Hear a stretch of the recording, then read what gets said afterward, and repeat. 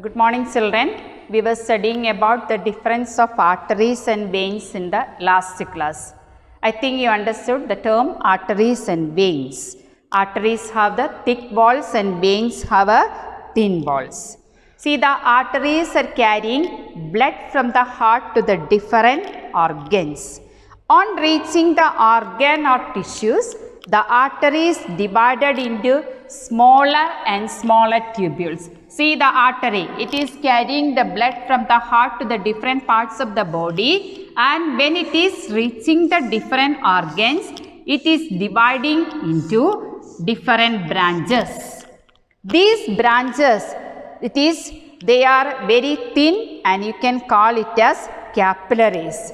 The small vessels that have walls which are one cell thick, and they are known as the capillaries. So, you understood the term capillaries. The arteries are carrying blood from the heart to the different parts of the cell, and on reaching the cell, the arteries divide into numerous branches. That numerous branches, that is known as the capillaries. The exchange of material between the blood and the surrounding cell across takes place this thin capillaries. The capillaries then join together to form the veins that convey blood away from the organ or the tissue. So, you understood the term capillaries. The next one is maintenance by platelets. Have you heard the word platelets? It is a constituent of the blood.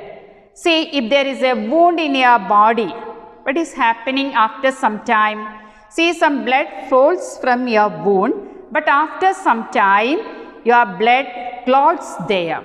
Who is responsible for that? The platelets are responsible for that.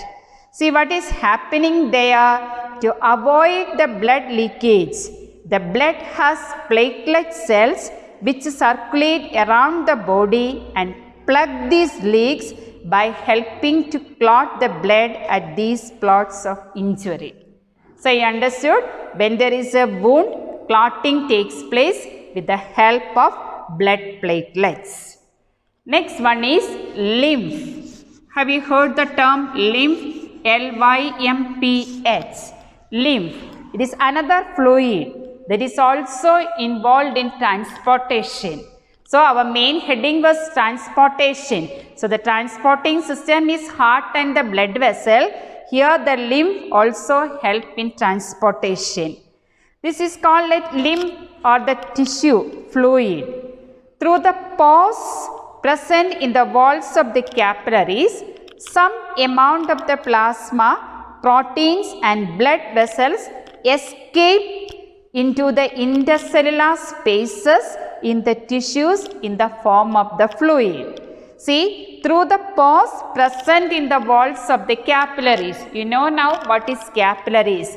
The small branches of the arteries are known as the capillaries, and through the walls, the thin walls of the capillaries, some amount of the plasma, then proteins and blood vessels. From here, the plasma, then proteins, it is moving to the nearby spaces. Some intercellular spaces, some spaces between the cells. See that the plasma, the proteins and the blood cells, it is escaping from here and it is pouring to this intercellular spaces.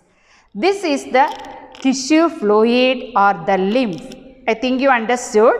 See, from the capillaries, some amount of the plasma, blood cells and proteins, they move into the or they escape into the intercellular spaces in the tissues to form the tissue fluid or the lymph.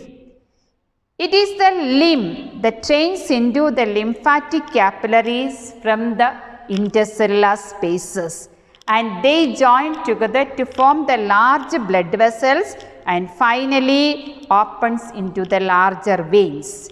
Then, what is the function of the lymph? How the lymph is forming? I told you From the capillaries, the plasma, the proteins and the blood cells move to the surrounding medium and the tissue fluid or the lymph is formed. Then, what is the function of the lymph? The lymph carry digested and absorbed fat from the intestine and drains excess fluid from the extracellular space back to the blood. Two functions are there. Lymph carry digested and absorbed fat from the intestine.